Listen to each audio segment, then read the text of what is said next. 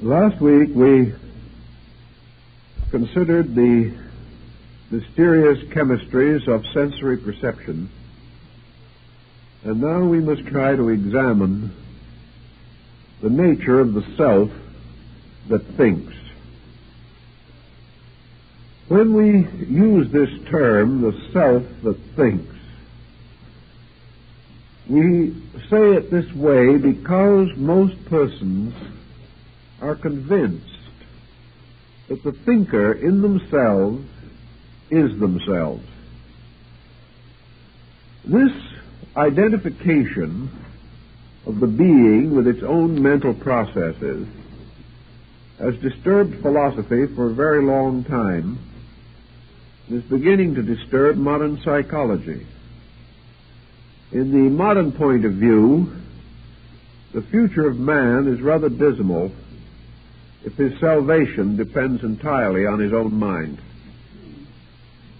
It is obvious that whatever this mind may be, it is not infallible. That it is not capable of, with certainty and inevitable correctness, approaching any situation. The mind is not an independent solver of problems. From it comes no infallible revelation about things to be done or changes to be made in human conduct. Rather, the mind seems to be a rather doddering factor, 1 minute strong for right, and the next strong for weakness. In some way, society as we know it, this vast, confused hodgepodge of individuals, nations, races, cultural systems, religions, political theories, is the projection together of mind. Therefore, if we want to understand the mind, we may as well look not only within us, but around us. For it is the reason for the infinite disagreement. It is the reason for all the self-pity, for all the quick accusations against others. It sustains the countless intemperances which burden and afflict us. And it is forever seeking ways of self-justification, not only wrong, but it is determined to force that wrong upon itself and upon others. Therefore, while the mind certainly reposes somewhere within the interiorness of ourselves and is not part of our visible constitution, it is forever influencing the visible part of us. It affects our styles and our clothing. It affects our health. It ties us to most extraordinary and unreasonable occupations. It burdens us with pride, tears us down with grief, and continues to operate more or less with or without our consent. I've talked to many persons who were developing what might be termed in the old days mental miseries. And you ask these people, do you want to be miserable? Are you enjoying this process of intellectually flagellating yourself? Do you choose unhappiness as your pattern for life? Most of these folks will say no, that they really want to be happy, but they feel like being miserable, so they are miserable. It seems as though the very nature of the mind is such that it refuses to rescue the person from the clutches of its own intensities. What have we to fight mind with except mind? How can we diagnose our thoughts except by thinking? How can we examine our knowledge without using our various mental faculties for this very examination? It looks, therefore, in many cases as though the judge is bribed and the jury corrupted. There seems to be no sense of escape from the tyranny of a faculty which occupies all the important seats in the cabinet of our executive government.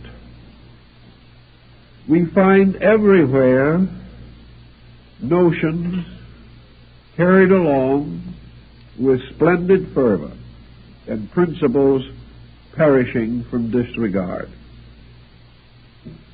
Our philosophic friends, therefore, tried to think through the problem of how the mind operates and why it is such an unmitigated nuisance in so many careers.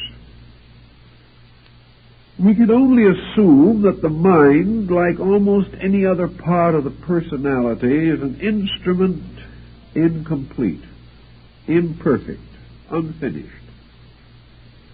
That to expect maturity of the mind is to expect maturity of a child. Simply because the body has reached what might be considered an age of discretion, we expect the person to be discreet. But he may very well lack the ability to meet these expectations. We have to recognize that the mind itself is a structure that does not automatically accomplish any good thing, automatically does not accomplish any evil thing. The mind is an instrument, a tool, like a workman's hammer, or his plane, or his saw, or his chisel. It depends upon the workman and how he uses these instruments, whether his work is well done or not well done. The skill is not in the instrument, but in the master who uses it. And in man, the power of the mind is not merely in the faculties themselves, but in some restraint over and above those faculties. Some means of bringing this mental instrument into harmony and order. Last week we were discussing the mental coordinator. And I had a letter a few days ago asking me who he was. Now, I probably was a little lax in not giving a clearer definition of the usage in that particular case, but we have discussed it so much in recent years, I overlooked this need. But the mental coordinator is simply this sixth instrument of the machine of the senses. The mental coordinator is the power which brings phenomena together, organizes it, and sets up relationships between things which, in their unrelated state, contribute no insight or understanding to the individual. This mental coordinator is consequently the power to estimate the findings of various sensory perceptions, reconcile them, discover their consistencies and their inconsistencies, and if necessary, make up for the deficiencies of some faculty which may be impaired. In various ways, this coordinator, therefore, merely summarizes the immediate reflexes of man's perceptions to the stimuli of environment. The coordinator, however, seemingly exercises this additional power. It gradually takes on the appearance of being a thinker. Now, this might not be so dangerous if we understood the true meaning of the word thinker. But we like to assume that this is some kind of a superior mental genius, a person with a vast reputation for erudition is referred to as a thinker.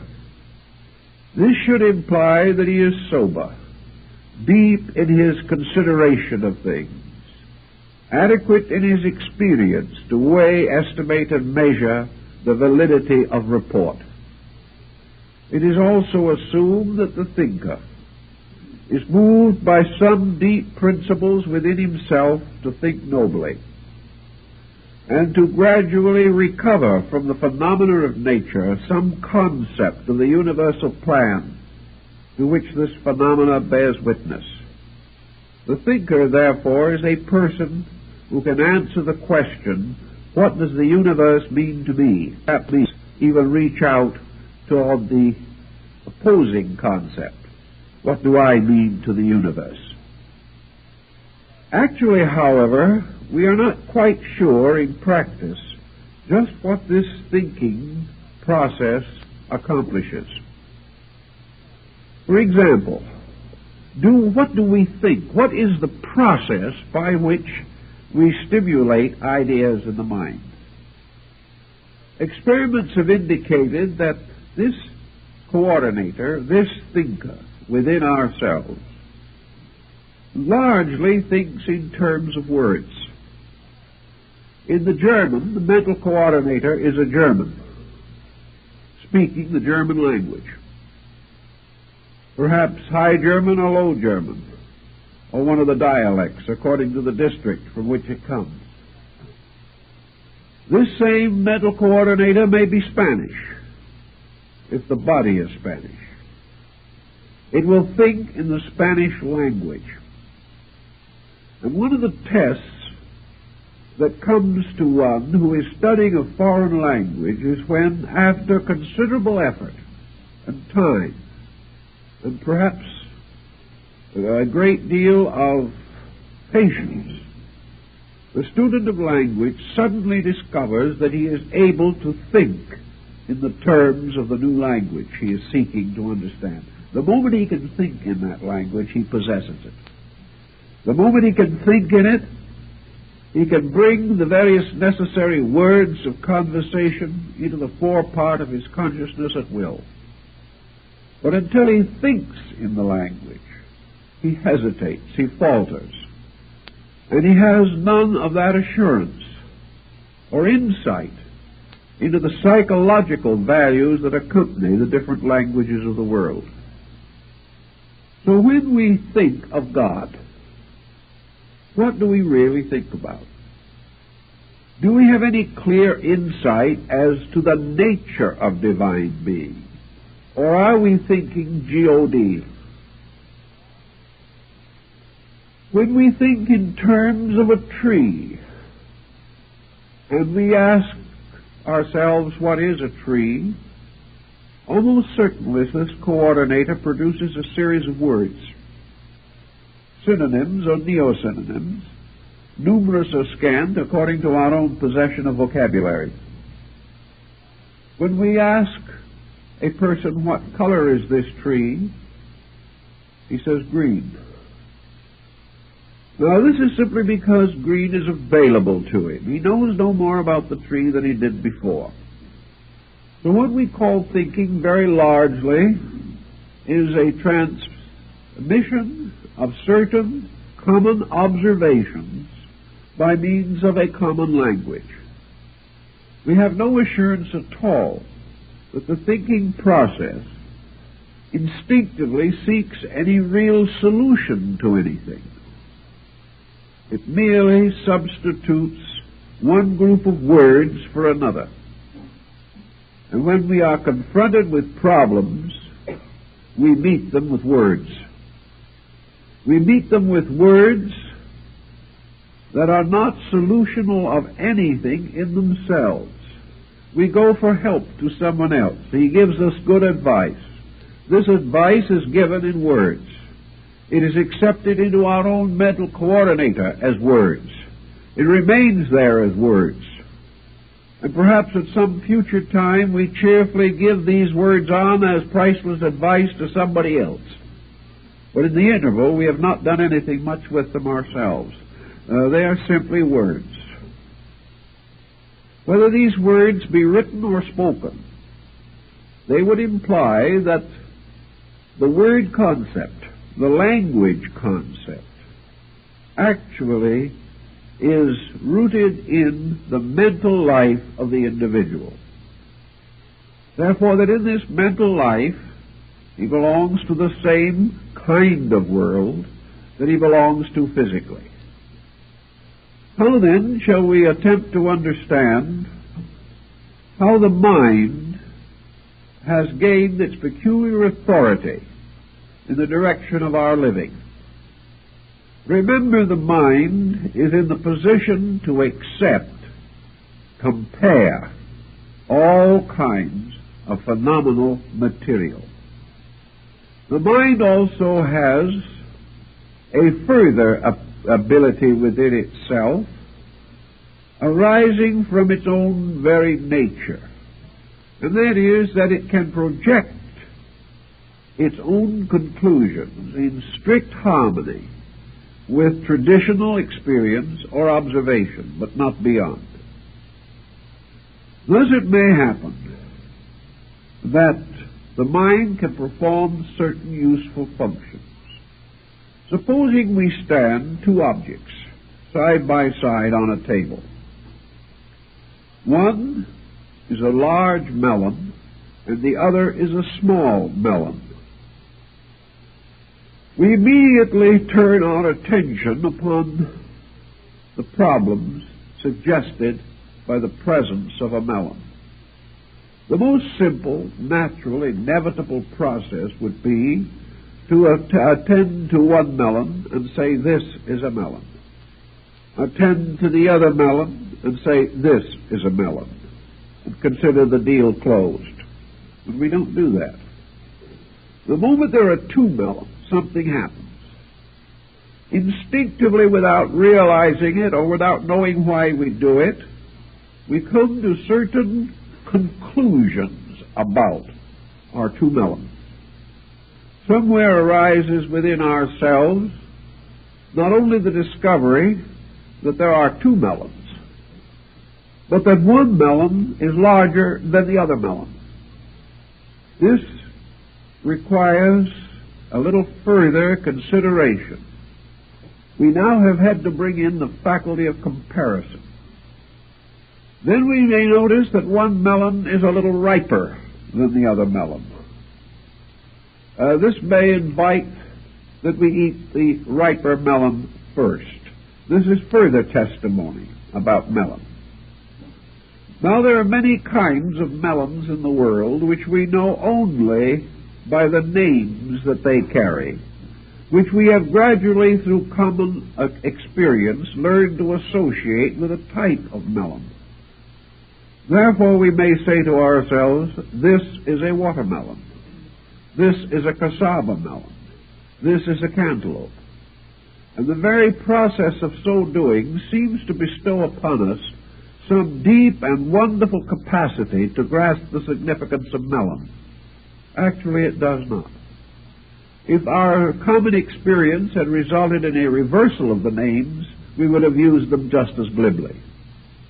There is no essential knowledge of the melon to be gained by this type of consideration. But as we look at these two melons, there are other factors that introduce themselves. Once long ago, we went by a melon patch and saw how melons grew. Looking at the melon on the table, we may gain a reminiscence, a recollection of other things about melons. We may remember that an old friend of us told once how to test a ripe one. Almost instinctively, we're going to reach over and see how these live up to expectation. We are also going to begin to think of the value of melon. If these are standing side by side in a grocery stall, we want to know that the one we are buying at a certain price is what it is described to be. We also remember that on a certain occasion we ate too many melons and got sick. We also cannot overlook the fact that we have only certain facilities for the preservation of fruit. Therefore, we must not load in too many melons, or our icebox or refrigerator will be overstocked. All kinds of side thoughts come up to us about melons. Now, what are these side thoughts? Are they a wise old master of melon mysteries expressing itself through our personality?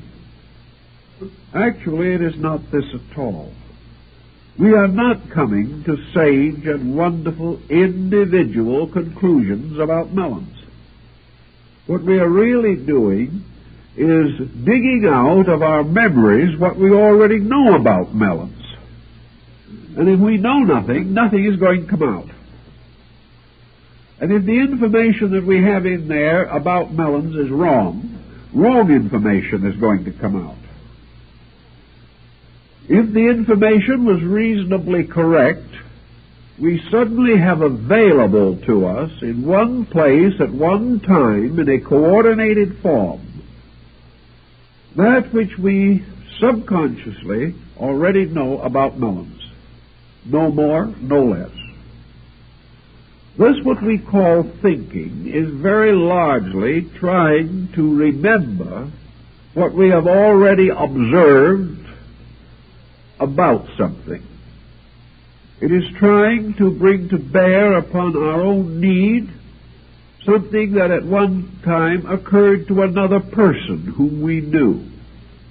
This is a kind of vicarious way of thinking. Very few people use it intelligently. Then we are also calling upon our education for all kinds of facts that we gained through the years of schooling. If our schooling was poor, the facts are defective. As we go thinking along, which is largely remembering, we are apt to come to serious holes in our recollections. During the week when we were home with the chicken pox, things happened in the schoolroom that we were not there to attend. So somewhere along the way, some fragment of information that might normally have been available to us is just not available. Therefore, in the midst of a seeming knowledge about something, we find ourselves in an immediate state of ignorance. This immediately recommends some consideration or some procedure, especially if the need is immediate and urgent. Therefore, we have encyclopedias, we have dictionaries, we have neighbors, we have all kinds of resources, and if all else goes bad, we can write a long letter to the Secretary of Agriculture, who is always rejoicing at such correspondence, which comes in by the ton. But we are immediately going to try to find out something, but only if that which we desire to know is involved immediately and directly in some challenging situation that seems to have some benefit for ourselves. So much for the common way in which we put together what available facts we possess. The second consideration is that we have to put together facts that are not visible, are not physical, and were not directly received through the sensory perceptions except by means of transmission. We had to use the senses to read about them, or the senses to hear someone else tell us about them. But the senses experienced only transmission, not the fact itself. When someone tells us how life is at the North Pole and we have never been there, his communication does not give us the experience that he had, but it gives us a certain transmission of common or ordinary facts which may have certain utility. So in the problem of abstract things, we are not able to depend immediately upon personal experience. So we have created great systems of learning. these systems being composed largely of specialists who devote great time and consideration to small areas of intense labor, with the conviction that only in this way can they achieve penetration. Their findings can be transmitted to other people in various degrees. But in these specialized areas, there have also arisen certain sensitivities. One of the common sensitivities of man is his prodigious overestimation of authority. I know many, many cases in which the individual is, against his own realization, swept away by the old traditional patterns within himself, which has never been able to quite solve or modernize or escape from. Thus, a person will spend hours telling why the entire theory of authority is worthless, but he will stand humbled and abashed in the presence of the first famous person he meets. Whether the famous person knows anything or not isn't even important. He is famous. So we still go out looking for autographs, cut buttons off of people's coats, read with tremendous avidity the scandals of popular heroes, and are deeply impressed by the mere fact that things seem famous or important. Out of fame and importance, therefore, we have developed a sensitivity. And this sensitivity causes us to become peculiarly responsive to what we term authority. Now, responsiveness in this case is merely the activity of a point of attention. If we are not convinced that the person whom we are intending to investigate is important, we have little interest in it. If we do not think his ideas are good, we do not want to bother with them. But if for one reason or another we regard him as exceptional, then we focus attention upon him, becoming more aware of him, more aware of whatever communication that he may make. And the communications of the famous are therefore etched more deeply into our subconscious memory than the communications of those for whom we have little particular respect or interest. Even the communications of those we hate are more deeply traced than those about whom we are indifferent. It follows from this that gradually we have turned over a very large part of the so-called thinking process to formularize solutions to problems. We allow our educators to determine what we need to know. We allow them to tell us when they think we are educated. They do this by conferring upon us a mortarboard and a diploma. We then are convinced, not by anything we know, but by what they have told us, that we are ready to go out and seek fame and fortune. We have been given such instruction as our way of life seem to feel should be impressed upon the subconscious substances of memory. Thus we have our education behind us.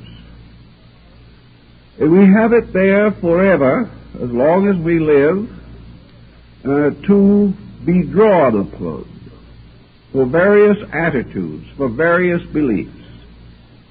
If our education was highly specialized, there are some areas in which perhaps we are particularly skilled. But this is compensated for by the fact there are other areas in which we know practically nothing.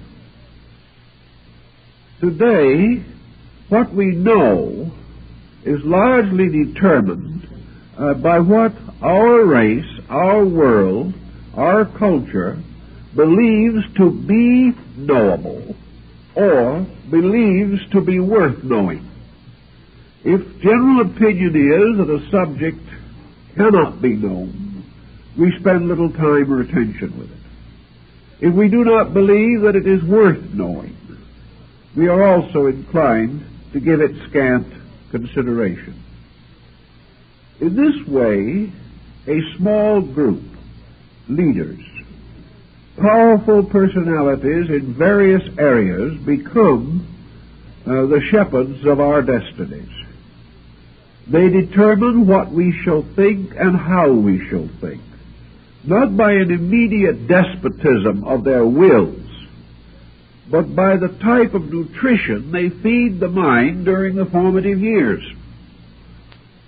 All the time also that this information is being fed into us in various ways, we are also subject to another series of pressures which might be termed the response of the senses to the observed phenomena of life.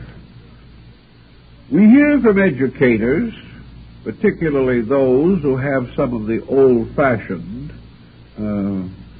Scottish metaphysical point of view, that the honorable man is going to succeed. But our eyes, ears, noses, and throats seem to reveal to us that the dishonest man succeeds quite admirably, and if anything, simply exploits the honest man more audaciously. So what we observe does not always agree with what we are taught. We are assured that our religion is a source of great spiritual consolation, so we receive a certain amount of it. We are not sure, however, in practice or in the testimonies of the senses that religious people are living what they claim to believe. And just as the small boy is torn between parental advice and parental example, which may not be even consistent, man growing up finds the mental coordinator torn between the dogmatic instruction that is poured into it and the much more sprightly experiences with which it is daily confronted. This results in what might be termed divided allegiance. This divided allegiance nearly always ends in some kind of a mental dilemma, which we may call confusion. Things do not seem to work out as we expected them to, perhaps because we tried to work them out on one level while our expectations were on a different level. We are not at all happy when we estimate the quality of our achievements in the terms of the compensations with which they are rewarded. Everywhere there is confusion. And in this confusion, man is torn, usually, between theory and practice, between the old ways as he hears about them and the new ways as he sees them every day. Actually, from such a confusion, he may come to an embitterment. He may be disillusioned. He may reach that peculiar state in which he no longer believes anything, becomes a total doubting Thomas, a skeptic, or even a cynic. Out of confusion of this kind undoubtedly rises our agnostic and our atheist. He is not a person who has within himself a driving determination to be different or to be negative. He is simply unable to find sense in the phenomena around him. He cannot make theories and practices meet. He cannot see the justice in things which some common faculty in himself perceives to be unjust. Thus we have the mixed mind. And out of this mixture of mind, we have again a second level of the two melons on the table. One melon is now, we will say, the code of principles which we have heard about, the great laws that have been given to us, the religions by which our lives were more anciently influenced than at the present time. Here is a wonderful structure of principles, ideals, beliefs, commendments, and commandments. This is one melon. The other melon is the life we know, the people we meet on the street, the boys and girls we went to school with, the young hot rod driver, the spoiled child, the hysterical mother, the alcoholic father, and the forever challenging circumstances of discontent and discord in personal relationships. Which of these is true? How are we going to compare one with the other? So we ultimately reach a state in which the mind itself has to choose between the acceptance of things traditionally true and the recognizing of things which are true by experience. Under such conditions, the mind, by its own very nature, having no qualitative instrument within itself, usually chooses that which is most obvious. The mind accepts experience first, for what happens to us is more real than what can happen to anyone else. What we have seen and heard is more important than what someone else tells us. Therefore, first-hand information has priority. This is one of the reasons why civilizations decline when the conducts of their people decline, and that no matter how great a minority of creative people there may be, civilization cannot survive the disintegration of the moral values of average persons. For these average persons are the perpetual examples, indoctrinating each other and often infecting each other with their common negations and delinquencies. Therefore, we now have the mind as merely something that takes hold upon obvious things, puts them through a kind of an IBM machine, sorts them out. This mind can be extremely accurate, sometimes distressingly so, but it never has any insight about anything. It comes out with the answer that is based upon all the information that has previously been fed into the machine. So sometimes, as the result of feeding in a conglomerate of information, the answer that comes out appears miraculous. It seems as though this machine was really thinking, but it is still only making use of the elaborate system that has been set up within its own mechanism, by which the mechanism records not only separate factors, but combines them according to powerful systems that we might almost consider to be mechanical logic. But in it all, there isn't a thinker anywhere in the lot. And the same is true in this mental process of arriving at decision. What we finally decide, we say, this is my conclusion. This is often passed down from the bench with great solemnity. The lawyer is assumed to have taken into consideration all factors. The judge is assumed to have the skill to determine all values and to interpret the law accurately. If you ask a judge about this, he will smile probably, and he will point out that to the degree that he is a good judge, he is an IBM machine. The moment the judge says to himself, that poor old man down there, I'm so sorry for him, I just can hardly stand it, justice is apt to go out the window. It is, in law, a detriment to some, but a defense to many, that justice is blindfolded.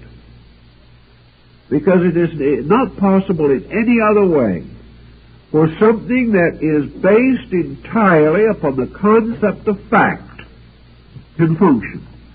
It has to be that way.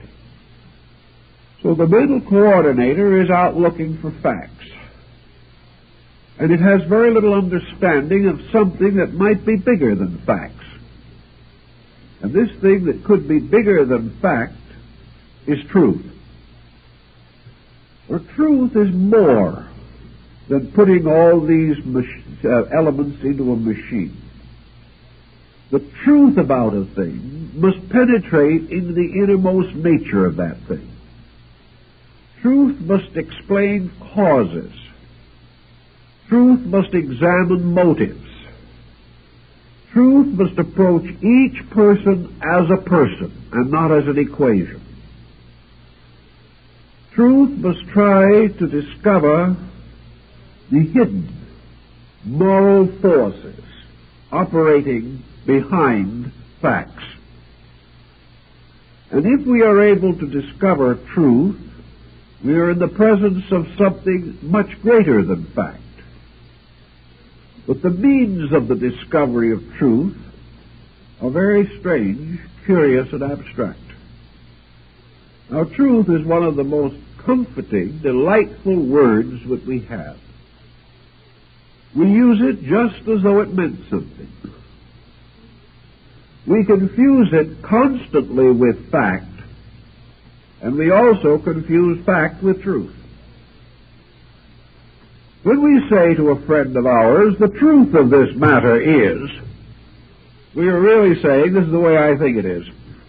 No more. Perhaps one or two further investigations have been made. But most persons do not arrive at truth by research, but by the pressure of opinion. Truth to the individual is what he wants to believe. This is because he has ingeniously escaped from fact. Now, facts are important, but truths have to be built upon facts. You do not eliminate the fact to find the truth. You press through the fact to discover the more part of itself, that which is greater. And without the fact, the truth will be hard to discover. So in this mental process of coordination, truth becomes a kind of overtone. Truth is something that seems to emerge from certain other sources within ourselves. Sources beside those which we most commonly use. Suppose we should now exchange our two melons for two very beautiful bowls, one of white porcelain and the other perhaps of glorious green celadon. These are exquisite bowls.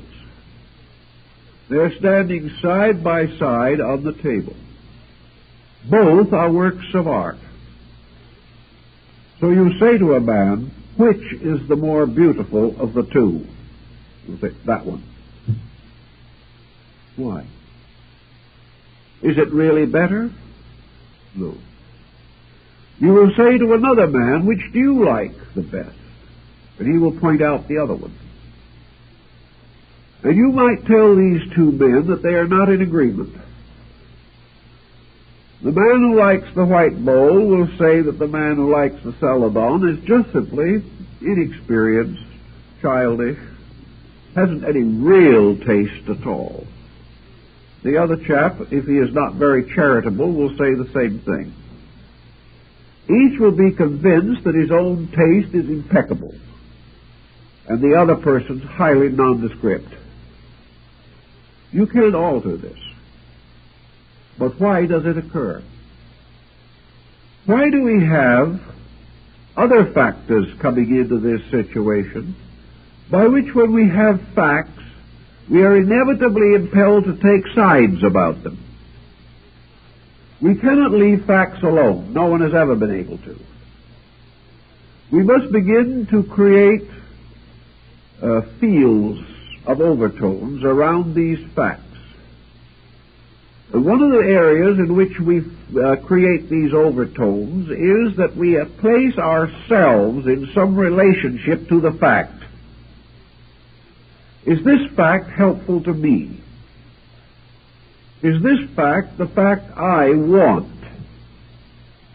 If it is, there is a certain exhilaration, there is a certain appreciation, there is a certain ready recognition. But if this fact comes up with an answer that is totally contrary to my own wishes and desires, I will probably have an engineer in to go over the machine.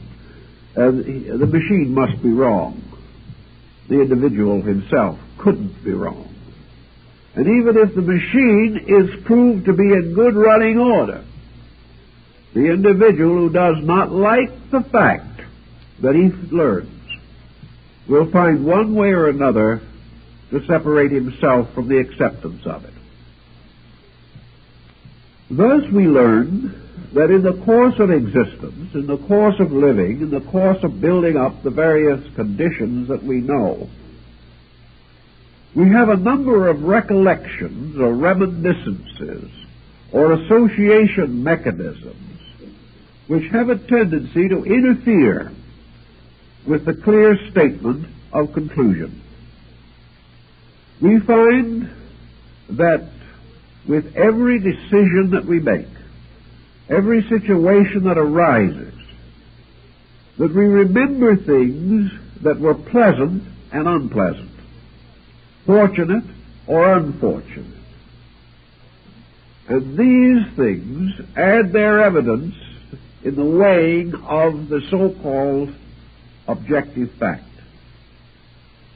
To the simple processes of this IBM procedure, therefore, we add certain experiences at large, experiences that float around and will arise under many conditions and in very strange patterns, experiences which cause us to reject or cause us to question or cause us to exploit the so-called facts, not just to recognize them and go on with them.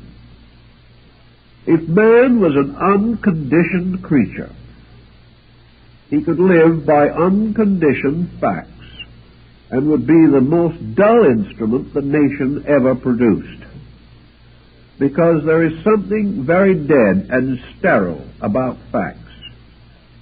It is difficult to get up and work into a state of enthusiasm on the fact that rains fall or that the tides ebb and flow.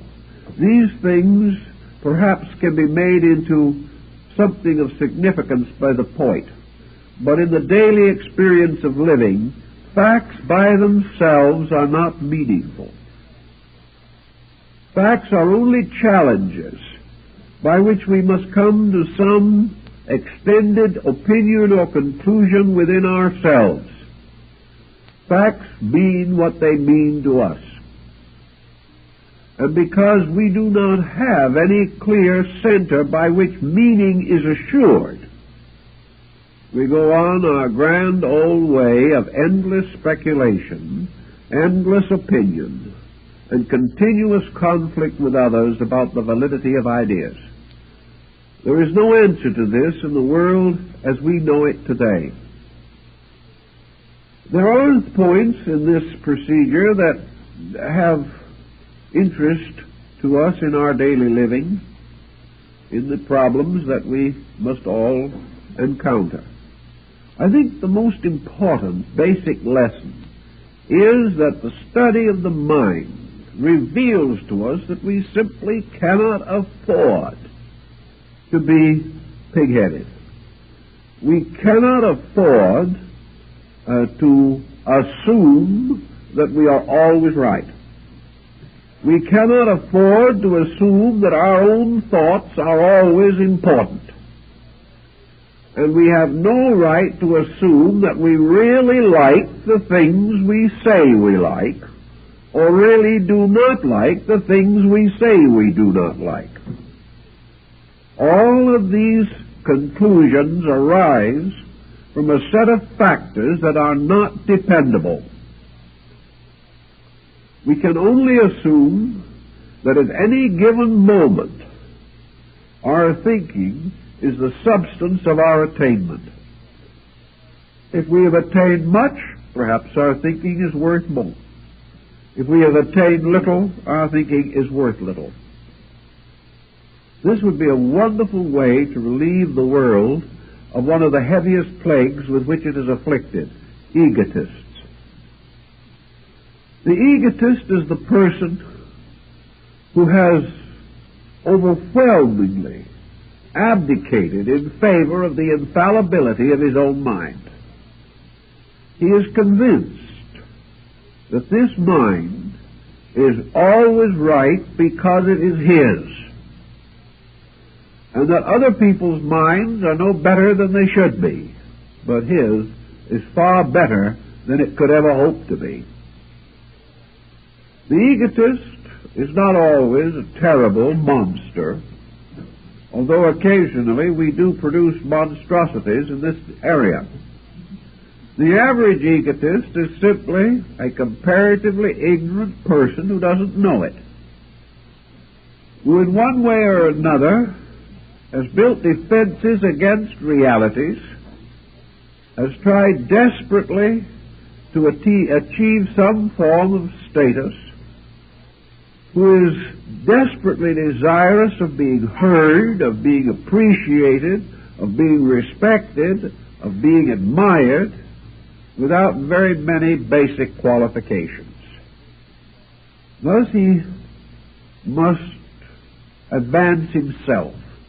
He must be his own press agent. He must try to impress other people. And he usually finally impresses them with his own ignorance. But perhaps they do not wait to tell him, and he goes happily on his way. But egotism in every department of life is dangerous to clear thinking and to the solution of any of the essential problems of living. There is one wonderful thing we can all do, and that is relax and suspect that there are things that we should know that we do not know, and that we are not going to pass final judgment on anything or anyone until we know more than we know now. This is tremendously helpful in arbitrating what might otherwise be violent head-on collisions. And the worst part of it is there are so many martyrs to these collisions who have died because they thought they were right and they were never right in the first place. We find this true in many different theories of life. We find it true in politics. We find it true in the arts and the sciences, where tremendous patterns of opinion have gradually taken over, and individuals are convinced, each in his own case, that his group, his side, his faction is completely right. The other person is completely wrong. This is never more evident than at election time, when people who know none of the candidates become violently upset over the vices and virtues of people they've never met and about whom they know nothing except what appears in a highly prejudiced press. The mental coordinator is best served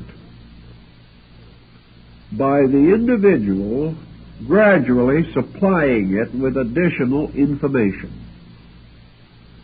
knowing that we must depend upon judgment for most of the decisions of life.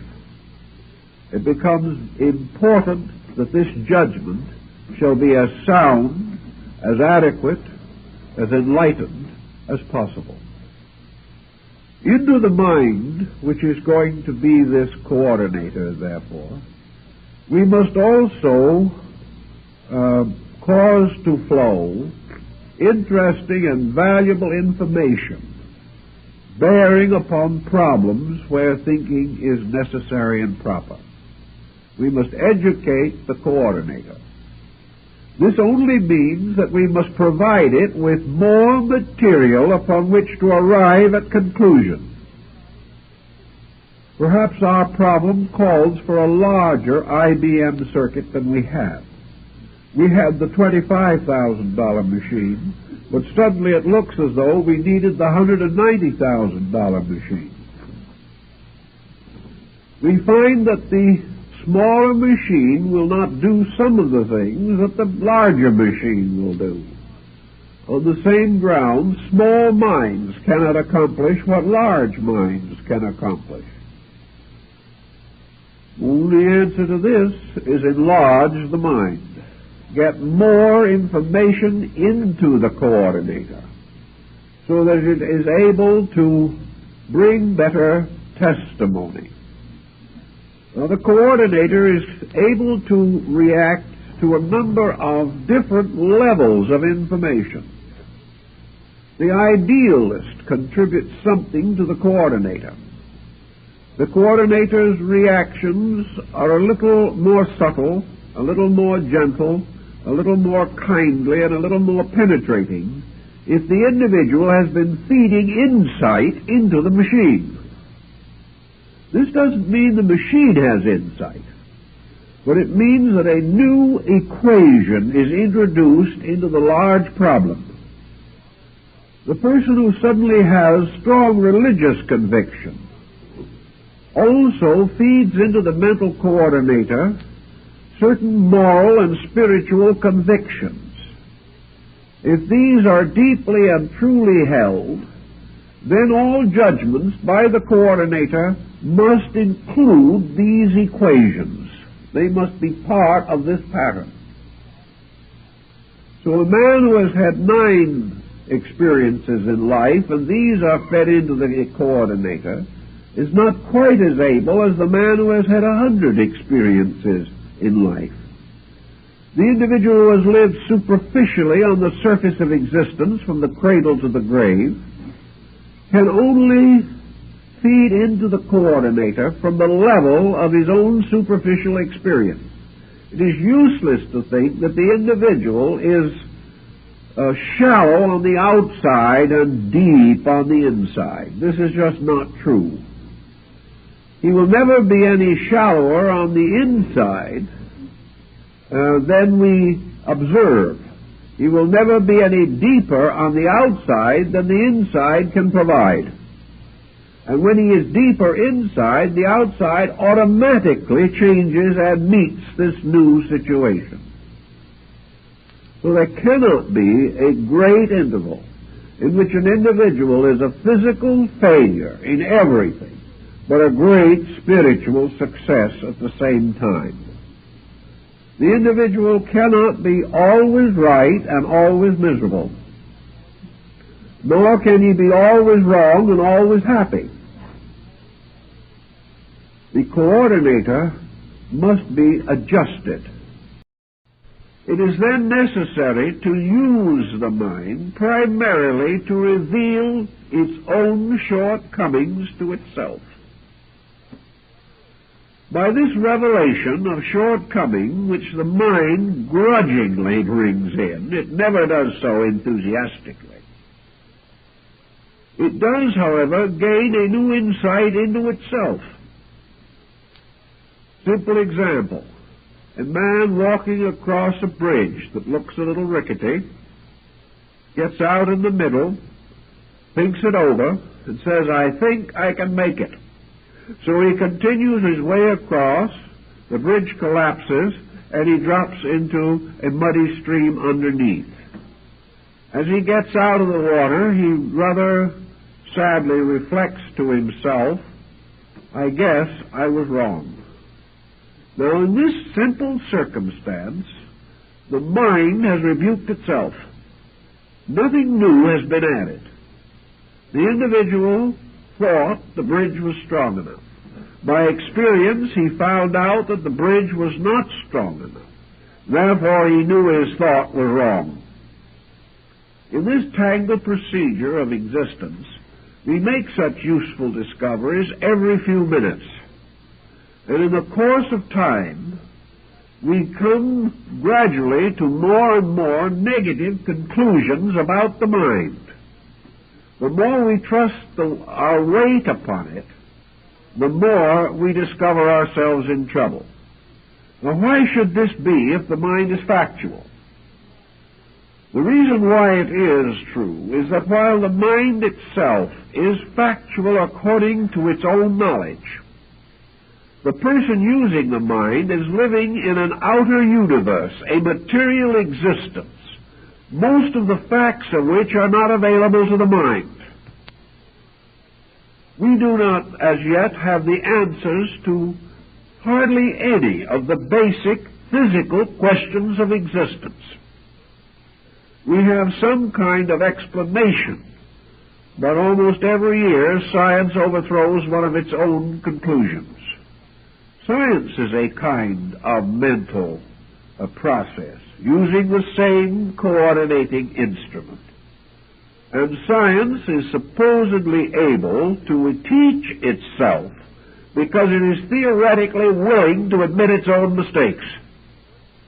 It remains close to its facts, and when these are proven wrong, it drops them. Man, however, in the same position, when proven wrong, clings to his error and dies with it. The coordinator is therefore able to discover its own inadequacy. It tries to apply the common knowledge and finds this inadequate. It tries to apply personal experience, but finds that an experience is never actually identically repeated. Therefore, there is always something in the new situation that the old experience did not quite take care of. Then we have to race on to some kind of judgment about it.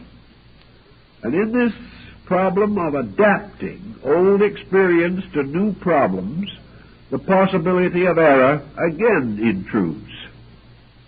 We cannot, with absolute certainty, say that the mind of man is capable of making him happy here and now in this world. If it is not able to do this, then man must either accept misery or must find some way to remedy the situation within his own mind. Nearly all of the ancients agreed that ignorance was the common cause of all disaster.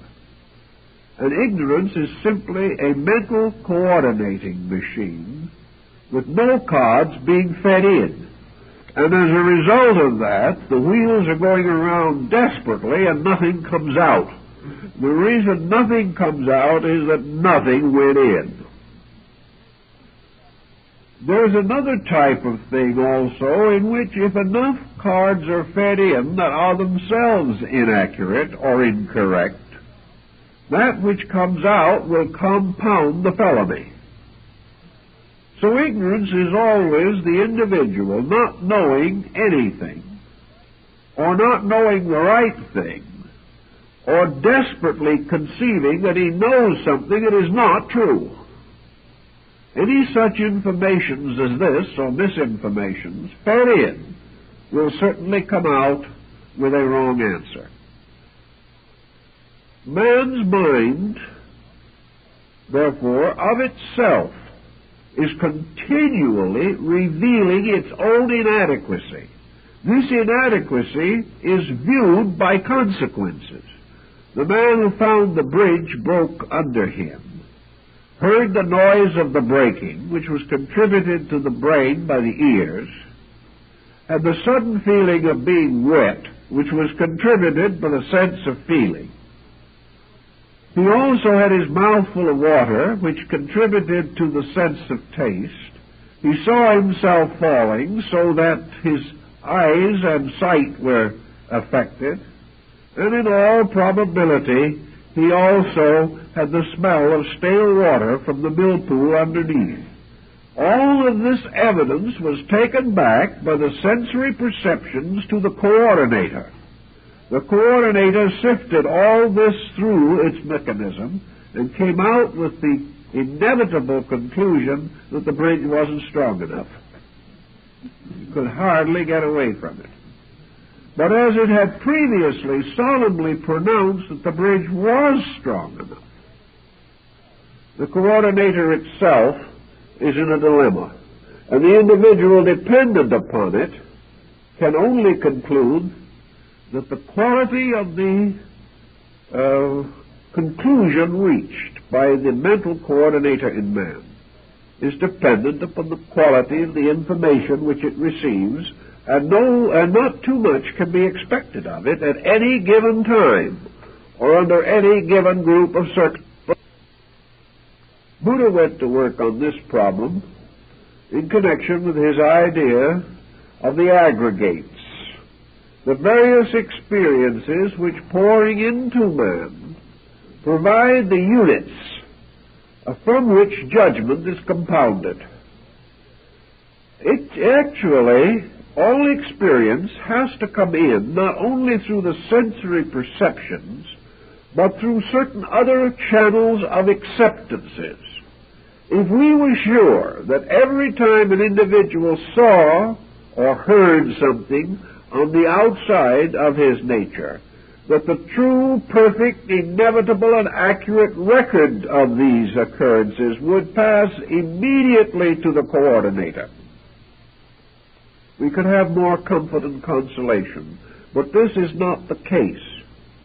In the process of passing into consciousness, all experience is subject to the vitating process of interpretation. The individual does not honestly accept experience. In most cases, he has to interpret it. And by the time he has gotten through distorting this experience to meet his own preconceptions, that which goes into the coordinator is already morally and ethically and rationally dishonest. Buddha tells us, therefore, that one of the first things we have to do in trying to help this mental process to function is to stop cheating on it. Stop forcing it to be what it should not be. Stop trying to fool it. And also, stop feeding it attitudes and opinions and notions that are not valid. Because if you feed in things which are not true, conclusions that are not true must come out. And when they come out, they will be much more impressive than when they went in, but they will be no truer. To achieve this correction of basic ignorance, there are certain disciplines which antiquity set up, not for the redemption of a God in man. The ancient didn't believe that you had to educate a God in the human soul. What you had to educate was the inside of man himself. For it was not from any God that his trouble sprang, but from himself. Buddha then took the attitude that we must divide or decide in ourselves values. What are we going to ask of this coordinator? What are we going to demand on it? Are we going to demand that every man be a Socrates? Are we going to insist that every one of our children will be a genius? Are we going to stand by and overeducate young people who need to know how to work much more immediately than they need to know Latin verbs? What are we going to do with these factors in our own natures? Buddha recommended very strongly that the human machine, this coordinator, is able to take over a common, reasonable task and perform it in a reasonably efficient manner. If we would just stop overloading it and expecting it to perform miracles. Thus, we seem to see something that we don't really appreciate much these days, and that is the strange and wonderful dignity of the commonplace. All of the opinions of our world are made by minorities, and the great majority of mankind goes on unheeded. And yet there may well be more genius in the commonplace than there is in the exceptional. For ages we have recognized the strange integrity of the folk. How wonderful honesties rest in simple people. How the world's securities have for centuries been maintained by what we commonly call the middle class of people. The people who were sound within themselves, who had principles, who lived within their means, who made no pretenses to virtues they did not possess. They lived simply, and they lived naturally, and they expressed themselves in the simple words they understood, and they were truly the salt of the earth. Every civilization that has ever collapsed has collapsed because of the corruption of its middle class. And this middle class, therefore, may be likened to a moderate-sized machine, a coordinator that is probably all man really needs. Certainly a coordinator which ages of evolution have made available to him. If he doesn't crowd it, if he doesn't pack it, if he doesn't try to run it too fast, if he doesn't attempt to cheat on it, this coordinator will serve reasonably well. It must, however, be given proper care, proper guidance. The machine must be kept in good order. And most of all, it must be operated by a trained operator. If you don't have that tossed into the situation, your repair bills are going to greatly exceed your original investment. So we have the operator that has to run this machine. Now, in this particular case, the operator himself seems to be almost part of the machine.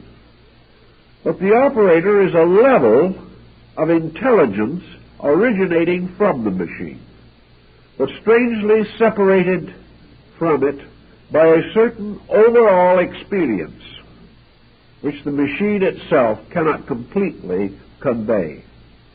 So the operator is the testimony of the machine plus insight, plus understanding, plus intuition, plus imagination, from which most of the others came, plus the power to sense in some way that the information provided by the machine is not intended to be thrown away afterwards. This marvelous machine is not intended merely to amaze us. It is intended to provide us with information that we intend to use. And it is only when we begin to bring all these factors together that the information begins to operate as it should. So Buddha, taking this problem of the mental coordinator, began by pointing out that we have to get the rust out of it, perhaps replace a few badly worn or damaged parts, make sure that it is adequately greased, make sure that it is adjusted properly, and having done these things which are necessary to every machine, then proceed to use it wisely. To achieve this, of the bringing of the machine into order, man must estimate, weigh, and measure the ignorance factor, not only in himself, but in the whole world in which he lives. He must realize that the information that comes out of the machine immediately takes on moral overtones. We use this information in some way. If we use this information correctly, it gains for us further information. If we use it incorrectly, it causes for us misery, which also is recorded in the machine itself. So the machine is changing every minute, recording something different every minute. But this changing, shifting, balancing, coordinating is so confusing that the average person has no way of determining the real procedures, and he has to wait until certain mysterious symptoms, symbols, intensities or pressures seem to float into his objective consciousness, whereby he is impelled to conduct or action of some kind. The mental coordinator being what it is, the person must simplify all reactions. He must realize that this machine can be used to build with or to destroy with, that it can contribute to his honesty or make him a careful, skillful, and meticulous thief. It can bring out evidence that will make him love man and God or hate both. But what comes out can only be according to what goes in. Every verdict must be the reasonable interpretation of the factors involved. And this type of verdict often leaves the person on the horns of a dilemma. One mistake begins to breed another. One excess suggests another.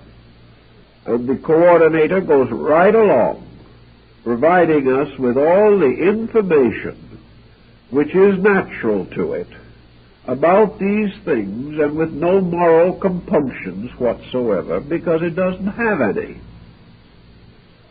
But the occurrences themselves that follow these applications of specialized knowledge have moral consequences in terms of life.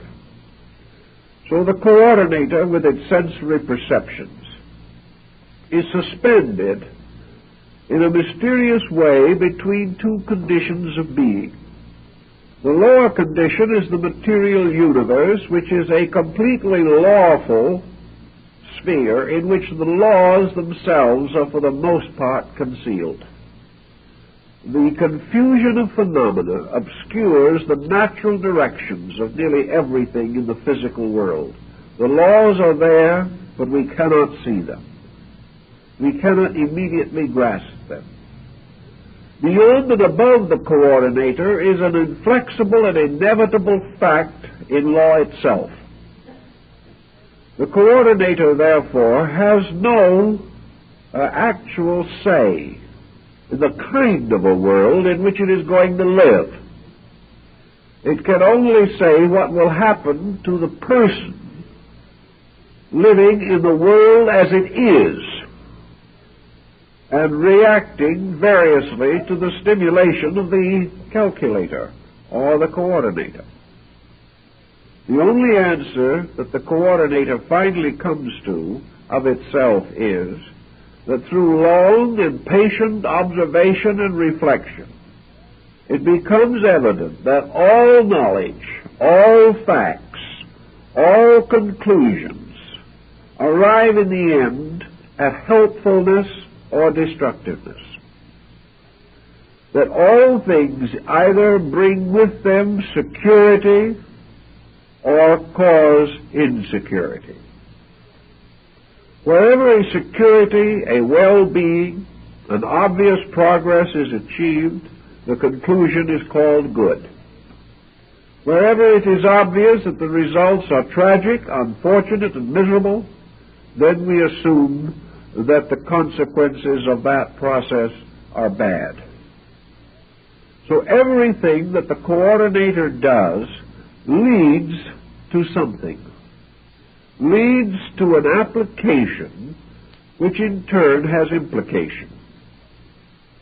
Thus, Buddha tells us that the individual must use the coordinator itself to slowly organize his material relationships with existence. Now, he must then call upon the different levels of the coordinator. The highest level of it is the abstract level. And here the facts are usually known only by tradition. But into this higher level are certain abstract convictions, beliefs, or ideas that seem to have great validity. These must be called upon. Also, there is a middle level in the coordinator, in which it is obvious that growth or change moves things upward or downward, towards the better or toward the worse. And there is the lower level of the coordinator, which simply concerns itself with creature comforts, which concerns itself with immediacies in which the immediate takes precedent over the real and the instant dominates eternity. These different levels, each has experience according to itself. And the individual has to work through these levels through the patient guidance of the machine by which he thinks. Having realized that he can do things for this machine and to it, that in his rage he can break it, or that because he is a good operator it will last longer in his keeping, whereas if he is a careless operator, defects appear much sooner in the mechanisms. He has much to do with maintaining the efficiency of the instrument. And for him, in his daily living, efficiency means the increase of the factual and the truthful content, and the gradual building into the coordinator of things which, when they come out, will be pleasant, happy, constructive, and useful. If, then, we take into this coordinator an overwhelming grief or an overwhelming grievance, the wheels go round, and in the end there comes out something that is morbid and unsatisfactory and destructive to our peace of mind. There's only one way in Buddhism to prevent this, and that was to stop the inflow of it, to gradually reduce the intensities of the things which bombard the calculator. Thus, Buddha holds out for fact, but not for the exaggeration and the distortion of fact. He points out, for example, that there is no reason why men should not be comfortable. There is no virtue in misery, even for great causes, unless it's absolutely necessary. But the individual cannot afford to make comfort his total purpose for life. When he is willing to sacrifice honor for comfort, he's in a bad way. Therefore, he has to determine the amount of intensity that he can afford to bestow upon any one of these factors or coordinating elements. If he is able to gradually reduce his own illusions about things, illusions which arise not only because the coordinator is organizing existing information, but because it is carrying the karmic load of previous information. The individual comes into this world for only one reason, namely because he is ignorant. Now, this is a disillusioning thought. Yet very few people in their right mind can ultimately come to the conclusion that they are here in reward for something. There seems to be only one excuse for being here, and that is that there's something the matter with us. The more we know people, the more we come to the common conclusion that we're all in a little trouble. For we have not excellence of penetration and perfection of judgment to start with. We haven't fallen from perfection into our present state. We are slowly climbing out of imperfection, one awkward step at a time. That's the reason why we are here. Because we are here, we can improve.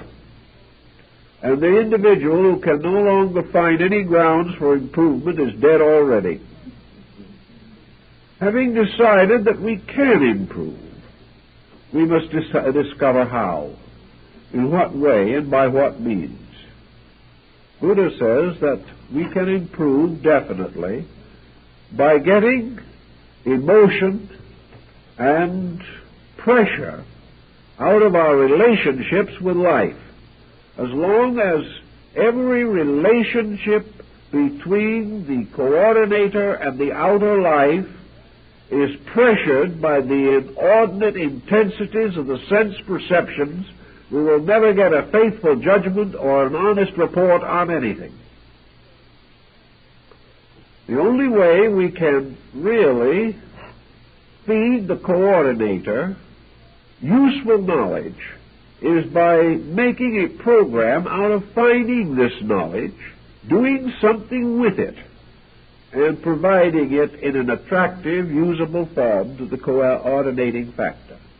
If we wish to study botany, we can, in 8 or 10 years of specialized study, feed into this coordinator enough specialized botanical knowledge so that we can make this field our profession, can gain some reputation in it, and can, upon demand or upon our own interest, identify countless forms of plant life, understand at least the outer forms of their processes, and gradually we'll gain some insight of other things from our great familiarity with plant life. Burbank discovered many wonderful fragments of universal philosophy from his love of plants. But Burbank worked with plants. He learned the facts. He fed these facts into the coordinator. And as a result, he came out with judgment, understanding, and security so far as those facts were concerned.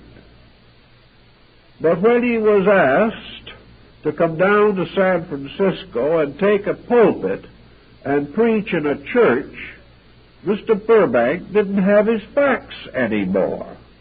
It wasn't his world. Somebody took it for granted that because Burbank was a good man in horticulture, he should make an excellent preacher. That is the burden of being famous. You're expected to know many things you can't possibly know. As a result, Burbank said things which were totally inconsistent with his own convictions. He was so confused as a timid little old gentleman who had no experience with these things that he couldn't be heard beyond the third row, which was perhaps just as well. And he went home heartbroken and misunderstood, and an unkindly press made a miserable situation for him, simply because he was totally out of his field. Now, this happens to everyone. We are all totally out of our fields if we go beyond that which is the common knowledge which we have attained. But we can specialize various areas in the effort to become more proficient in those things most needed at this time for our growth and integration. If we are willing to spend 12 to 14 years learning engineering or astronomy or biology, we should certainly realize that we must spend similar effort and similar time in the process of actually creating an adequate mental coordinator. This will not be handed to us on a silver platter. We are not assured of it because our parents were brilliant people. We are not in any way safe as far as our mental equipment is concerned until experience itself proves that we have a large measure of common sense. The problem then is to cultivate it, to develop it, to feed into this integrator, this coordinator, the type of information which will result in a well-ordered life. That by the constant procedure of physically experiencing contact with other things, we come to valid conclusions about the meaning of this type of contact. We are not deceived by appearances. We are not victimized by the intensities of our own emotions. We do not blame other people because we are in trouble because of our own ignorance. We realize that between ourselves and the things we want to be and the coordination that we want to have are the three deadly enemies of integration: ignorance, superstition, and fear. As long as these dominate conduct, and as long as ulterior motive dominates practice, the coordinator is going to be corrupted. And because it is corrupted, it cannot serve us, and we cannot depend upon it. Either the person has to have an orderly, integrated, constructive process of thinking, or else he is going to be victim to the miseries of his own mental mistakes. We see this every moment as we go along. We see the individual under the intensities of some pressure within himself, dedicating his life to useless ends. We see him passing along as a spectacular, meteoric success, only to experience at the same time the miseries of broken families, broken health, and broken homes. These various processes in which the coordinator gives false judgment all lead to trouble. Buddha pointed out that the greatest false judgment that the coordinator can possibly feed out to us, coming in turn from the greatest misinterpretation of phenomena that we can feed into the coordinator, is that the material world is a tremendously important, utterly vital sphere, and that success here is everything, and failure here is the most desperate dilemma that we can face. Buddha was convinced that this attitude, which is too widespread, was simply, basically false. And in order to prove it was false, he fed a number of facts into his own coordinator and came out with some rather interesting conclusions. We can say clearly that they are conditioned conclusions. He believed that a certain thing was going to come out, and it did. On the other hand, other people who didn't believe have also put the same facts to their coordinator and have come out with his answer, so that in probability he had at least the wisdom or the insight to hold attitudes which were very close to the facts, which is one of the most happy things that can happen to a person. Buddha pointed out that if this tremendous intensity with which we lock ourselves into material existence was valid, then we would not and could not be created as we are. We could not be brought into this world with the hazards of this world and forced to pass through the various experiences of this world and finally having gained in some measure or some degree the respect of the world, or at least its fear, in the midst of our successes, in the midst of our achievements, we are cut down. Actually, as Buddha pointed out, the whole pageantry of this world is summed up in a simple statement. Man is born, man suffers, and man dies. You can add some garnish here and there. You can wrap it in tin foil. You can tie ribbons around it, but these are the facts. And they're the facts that most people desperately, relentlessly reject. They reject them by ignoring them. They reject them by living in complete nonconformity with them. They continue every strategy that they have as though they were going to be able to go on with it forever. And as I've mentioned once before, I know a case where a man foreclosed his mortgage on his deathbed. He could get a few more dollars that way. And strange as it may seem, this man had no heirs.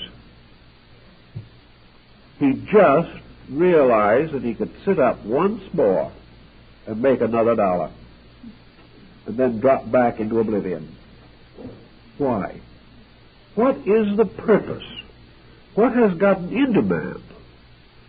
By means of which he has allowed the coordinator to be so completely hypnotized by the various projects which men have set up among themselves that he has lost all sight of the impermanence of everything, that he has lost all sight of the fact that he is here today and gone tomorrow, and with the freeways as they are, tomorrow may be sooner than he thinks.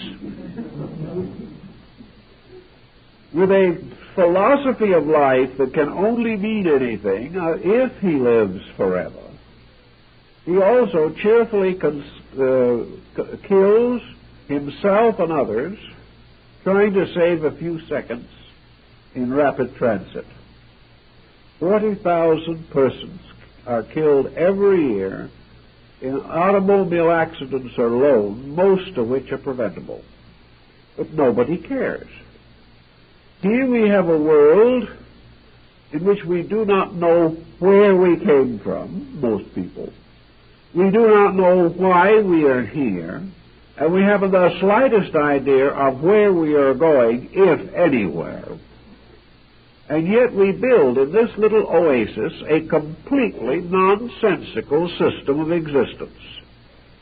A system that makes sense to no one, but is sanctified by the veneration of ages. Buddha said this acceptance of this system, this belief that it has to be right because it had always been that way, the fact that we have to be in style because otherwise we are ridiculous, causes us to overlook the fact that the style itself is ridiculous, and that by following it we can only look worse than we did before. Everything is according to a pattern based upon the approval of other foolish people for the foolish things that we do. On one occasion in the forum, Socrates was discoursing when the audience broke into violent applause. He turned quickly to one of his disciples and said, "What foolish thing have I said? They are all applauding me," taking it for granted that they would only applaud error. Actually, we have to face a very interesting fact, that we can make the mistakes that everyone makes. We can share in the foolishness of whole generations, but the payment we must face alone. Whatever we do wrong, no matter how many other people slap us on the back and say how wonderful we are, if we have broken a law, we must pay the penalty of that law alone. In those hours, all the backslappers can do us no good. And if we have neglected facts and truths and are stricken down with some helpless or hopeless ailment, the fact that other people applauded what we previously did is of no importance whatsoever. We have to keep the rules if we want to escape from the solitary suffering that follows all broken law. Buddha then suggested we get these things down to size, where we can see them, where we can work with them, where we can do something about them in the daily existence of our own needs and the daily experience of our own problems. The mental coordinator should be fed the simplest possible arrangement of factors. Nothing should be fed into it that we do not want to have come out of it. And no matter whether we will or not, anything and everything will be fed into it that is sustained by the intensity of our own emotional or mental energy. Whether we are conscious or not, every hate and every love will be fed into that machine. Whether we know it or not, everything we think is wonderful will be fed in as something wonderful. Everything we think is terrible will be fed in as something terrible. And because the wonderful and the terrible arises not from fact but from opinion, we are not sure to what degree these various elements deserve the pressure which has been bestowed upon them, and this pressure which in turn must later powerfully influence future conduct. So keep the pressures low. Meet all things in life as quietly as possible, because this coordinator also speeds up when we demand things from it. And when we demand hasty conclusions from the coordinator, the processes are not accurate. Keep the pressures quiet. Lower the need for mental solution by keeping out of the problems that cause the need for mental solution. Now, some will say this sounds like a very dull life, that the individual is really having a wonderful time because he is rolling around in an ocean of his own intensities. When he's not, he's seasick and always has been in this kind of transportation. What he really means is that there is no demand upon him. He can do as he pleases. He doesn't have to use his willpower, and he is not contemplating what will happen 5 years later as a result.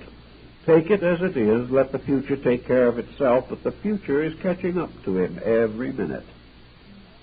The coordinator is best equipped and best solved when we keep the pressures low. Now, it doesn't mean that we can't have interesting things. Psychology is discovering today, for instance, that pressure is not at all a synonym of real depth of feeling. Very often the deepest and most wonderful experiences of our lives are very quiet, very simple experiences. We get much more excited over trivia than we do over real issues. We can be angry with 100 trivial occurrences and resent 1,000,000 different small, nagging incidents. But when the average person of reasonable maturity is confronted with a really great problem, one of the great moments of life, he is usually quiet. He usually meets this with a great depth of determination that is not emotional, that is not pressure-ridden, but has a strange, devout decision in it. Very often in old times, in these great moments of life, man had recourse to prayer. He asked divine guidance. Prayer is disappearing from most modern homes, unfortunately. And in its place, we have greater intensity. Most neurotics have forgotten how to pray. They have no longer the ability to simplify, to place anything in the hands of God or any superior power. They have to carry the full load of their own miseries themselves, and they're inadequate because they've never built anything in the coordinator to solve misery. They've only fed it with misery from the beginning. To simplify, to clarify, to reduce pressure, means actually to bring all the values of life into complete focus.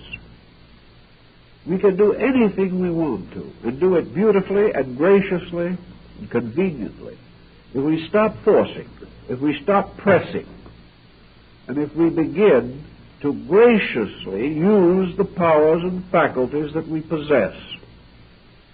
So we take things more quietly, more easily, and as a result, we think more on a constructive level. Because we are a little less intense, we are not so sure that everyone else is wrong. Because we do not nurse a hatred so powerfully, we do not entirely forget that our adversary has his virtues. Little by little, the moderation of these intensities makes possible the realization of facts. And we come to the final conclusion that the fact is that nothing is all right and nothing is all wrong. Having thus taken the edge off of these tremendous upheavals which force a mass of erroneous statistics upon the coordinator, we find that the processes of the machine itself begin to smooth out. The answers are no longer dogmatic. They are suggestive answers, things to help us.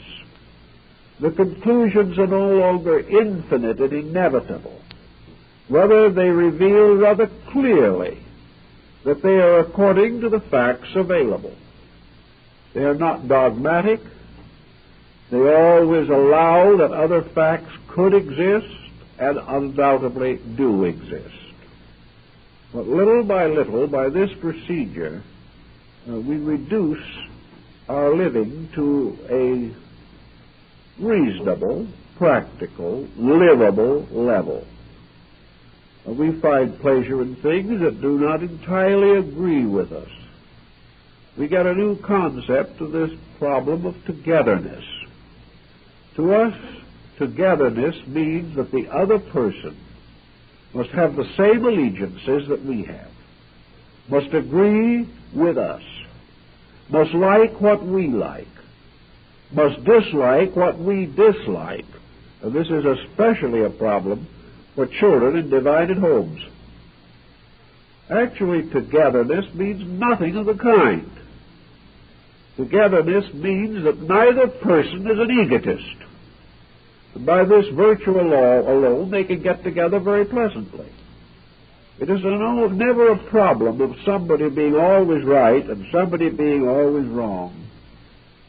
As soon as we get rid of that tremendous false overtone of infallibility, which we do not merit, we will find that it is possible to share differences and in that way enrich both persons. We are not really benefited because other people think the same way we do. We are benefited when other people can lead our thinking, not in their direction, but in the direction of a greater truth. The adventure of sharing new ideals is the real privilege of togetherness. But today it depends largely upon the fact that one person has a dogmatic attitude and the other one accepts it. This is about the same type of togetherness that we used to find in the two horses on a beer truck, where one horse did all the pulling and the other horse let him. And this is the way it has always been. In the working with this mental coordinator, which is not a person, but a process in our personality, it is just as surely the monument to our collective nature as our physical possessions are monuments to our ingenuity, or our tenacity in certain areas of activity. As we build houses, so we build characters. As we grow, we develop new internal attitudes which help us to grow further. And growth is a process that begins wherever you start.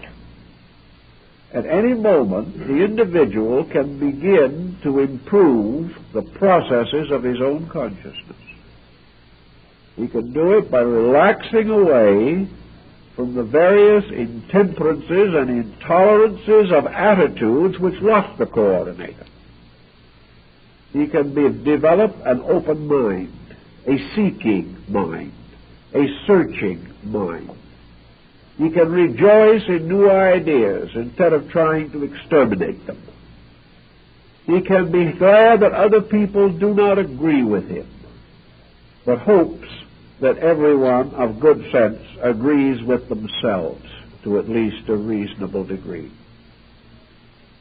If we had this type of thing, we would have no religious intolerances. We would have none of the race intolerances that burden us. For all intolerances represent some defect in the proper attitudes of the mind.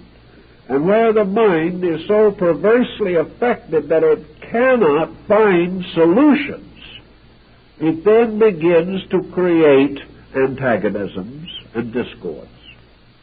If man had devoted half the energy to the solution of his problems that he now expends in objecting to other people, the race would be in the golden age long ago. But we cannot break through these patterns. And unless we do, we live and die with them. And the person who says that this mind is himself is correct to the degree that it represents the sum of his present attainment. But if he says, in speaking of his mind, that it is an infallible, sacred, spiritual self within him, upon which he can have absolute dependence, this is not true. The only thing he can depend on is that the results of action will be consistent with the causes. And wherever a person is in trouble, the causes have caused the trouble. And we are either happy, adjusted people, or we need to grow. And the only way we can grow is by recognizing this need and accepting it as more important than the continual perpetuation of thoughtlessness. The moment we find that our lives are not happy, we know that our facts are not straight. And by taking this seriously to heart and going to work with it, we begin to clear up things. And when things begin to clear up, we feel better. Our friends feel better. Our neighbors feel better. And little by little, a betterness of this kind extends out into society.